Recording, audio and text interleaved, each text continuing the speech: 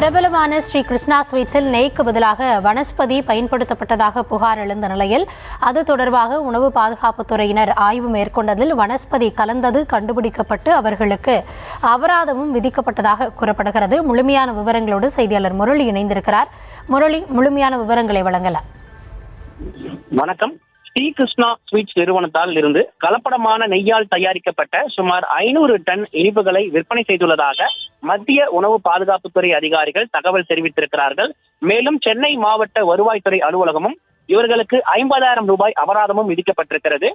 Sri Krishna sweets நிறுவனம் பொறுத்தவரை கோயம்புத்தூரில் முதலாக 1948ஆம் ஆண்டு NK மகாதேவ ஐயரால் தொடங்கப்பட்டது.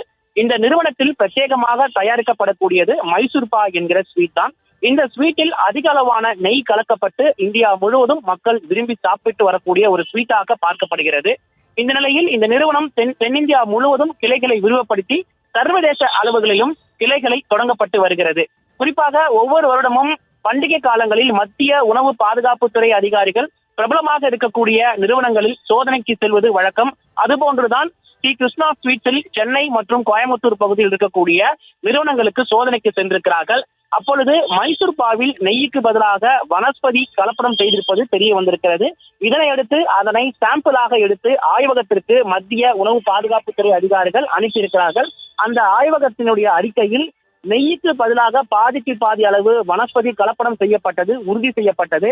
உடனடியாக அந்த அறிக்கையை சென்னை மாவட்ட ஆட்சியர் அலுவலகத்தில் இருக்கக்கூடிய வருவாய்த்துறை அலுவலகத்தில் அந்த அறிக்கையை சமர்ப்பித்திருக்கிறார்கள். இதனை அடுத்து மத்திய வருவாய்த்துறை அலுவலகம் இந்த கிருஷ்ணா ஸ்வீட்ஸ் நிறுவனத்திற்கு 50,000 ரூபாய் அபராதம் விதித்திருக்கிறார்கள். மேலும் கிட்டத்தட்ட 500 டன் இனிப்புகளை இவர்கள் விற்பனை செய்வதையும் அவர்கள் கண்டுபிடித்திருக்கிறார்கள். இது தொடர்பாக தொடர் விசாரணைகள் நடத்தப்பட்டு வருவதாக மத்திய உணவு பாதுகாப்புத்துறை அதிகாரிகள் தகவல் தெரிவித்திருக்கிறார்கள். விவரங்களுக்கு நன்றி முரளி.